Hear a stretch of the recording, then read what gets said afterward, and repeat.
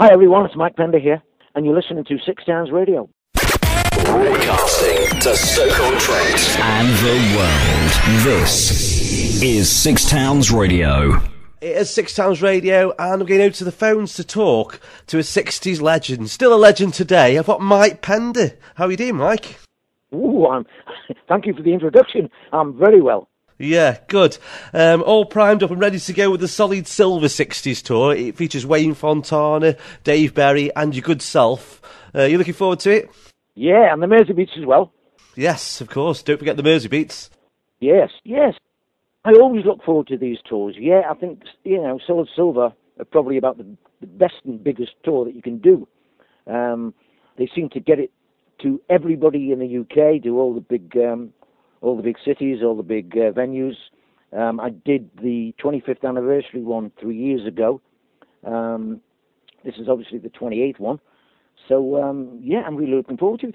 Yeah, I was talking to Dave Berry about it the other day, and I said that people are so nostalgic about the 60s. It's one era which, it just brought out so many great songs. I know they still make good songs today, but the 60s will be known as the birth of music, especially in Britain, really.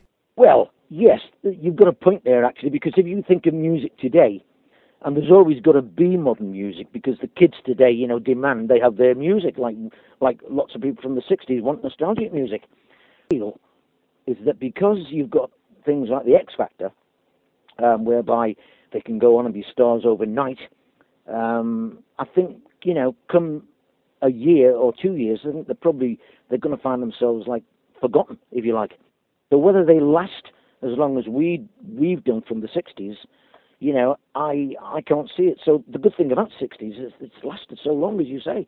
Yeah, obviously rock and roll was around in the 50s, and then skiffle, which got you into it. But in the 50s and 60s, you weren't encouraged to do guitar music, were you, by school or by your parents? It was something, you had to have that passion. You know what? I'd never thought about that.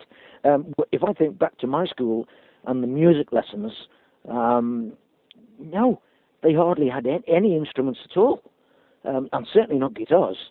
That was probably something they frowned upon.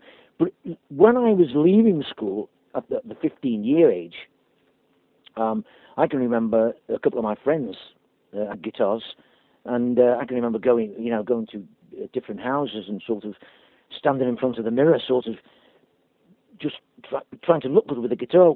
We couldn't play them, but we could wonder how to play them. And then, of course, it all happens, a couple of years later, you've sat at home and you've got an old battered guitar and you've learned how to play it. Obviously, some of us learn quicker than others, and some of us give up and we can't play it. But, I stuck at it, and here I am today. Yeah, I was one of those tennis racket in front of the mirror because I couldn't afford a guitar. That was how I started. Well, listen, I can remember my first guitar, which was an old battered acoustic, or Spanish guitars we used to call them in them days. I can remember swapping about a dozen American comics, because I can remember collecting things like comics. It was a big thing. It was a collector's thing. We used to swap comics, and I remember swapping about 10 of my best comics for an old battered Spanish guitar. So I'm so glad I did that.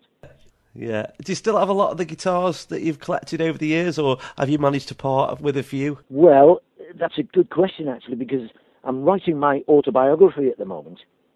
Obviously, 50 years in the business, you've got a lot to write about. So hopefully I've got my autobiography coming out later this year. I'm trying to get it done for the tour, but if not, it's going to be coming out later. But yeah, talking about guitars, the one I'm so sorry that I haven't got today was the first Rickenbacker 12-string I bought in 1964, and that's the guitar I used on When You Walk in the Room for that well-known guitar riff that you hear on the record. It was actually stolen. It's funny that we're doing a thing which can be stolen in Wolverhampton at the Lafayette Club, and that's the only guitar I've ever been sorry that I've lost. I've lost a few over the years, but I've still got quite a few. I've probably got about 16, 17 guitars still. We're publicising the Wolverhampton gig. I think we should do a bit of a call out, see if anyone knows where that guitar is after all these years. That's funny, actually, isn't it? I mean, we've talked about it before, but I would think it's well gone. It's probably in America somewhere now. Possibly, yeah, because it was such a collector's item. Yeah, I think Rickenbackers have got the name like Gibson, like Gretsch. They just got this name, and obviously like Fender Stratocaster. I always think of Buddy Holly when I think of Fender Stratocaster. He, for me, was a big inspiration in the 50s and 60s. So iconic as well. Ah, what, Buddy Holly? Yeah. Well, yeah, I can remember going to see him in Liverpool in 1958. I was 16 or maybe 17 years old. Got my ticket, couldn't wait for him to arrive. He was doing his one and only UK tour at the Philharmonic, which is a gig we're going to be doing on this tour, the Philharmonic in Liverpool, and going in 1958 to see him. And seeing him on that stage as a 16-year-old, I thought, that's what I want to do. The inspiration for me was seeing him. And he means a lot to me today. Just being a part of the 60s as you were, you got to know all the bands, you played so many gigs with them, and it must be still great to do that today, to see these familiar faces which you knew so well back then. Yeah, I mean, guys like Dave and Wayne and the Merseybeats. I don't know New Amen Corner that well because obviously they've changed over the years, but they're still a great backing band. I've done a few gigs with them. They are just an ideal band for this tour. I love the guys. I'm going to be rehearsing with them just before we start the tour. But yeah, it's always good to see the guys again. I do many shows with Dave and Wayne and the Merseybeats because obviously we're all from the 60s. So now and again, if there's a 60s show, you can bet your life we're all going to be together on it. So I'm looking forward to seeing them again, on the 60s tour. The Solid Silver Sixties tour is, like you said earlier, a massive tour. Goes on for a couple of months, and you play in Liverpool on the 24th of April, which is your homecoming. You've mentioned that. You're at Buxton and Wolverhampton, which is close to us. Is it just a really intense tour that takes a lot out of you? Do you have to have a couple of months off after that? Well, it's always a good question to ask people who've been in the business for so long. I mean, it is 50 years. I mean, I'm turned 70 now, but I don't feel old. I think, you'll get the same, because we're all in the same boat age-wise. I don't really know how Dave Berry or Wayne Fontana, I don't know how old they are, but we're all from the same period, so we're all getting on a bit. But I think you've got to think this business. You've got to think about it. I don't think about age. If I go on stage, I look quite young. I want to bop around stage and start. And to see the audience, to see them singing along with your songs, because by words, don't they? They've played those for so long. They want to get back to those times because nostalgia is still a big thing. There are so many people from the 60s still around, and it's good to know that they can bring their kids with them. The kids have grown up now, of course, but it's always nice to see another generation come along with the older generation and see what a group was like from those times. And I think hopefully we're going to get a lot of those people at the Solid Silver. Yeah, Dave Berry, I think he's 72 this year. Woo! Yeah, so you're one of the youngsters of the tour. I'm not telling you how old I am, no.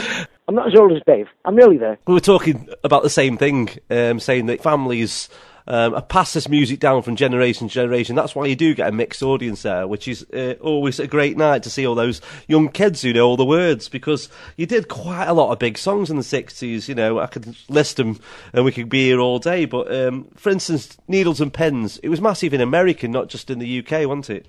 Yeah, I mean, that's probably the most famous of the songs that we recorded. That's the one people remember, and the association is always with Needles and Pins. But When You Walk in the Room is probably just as big.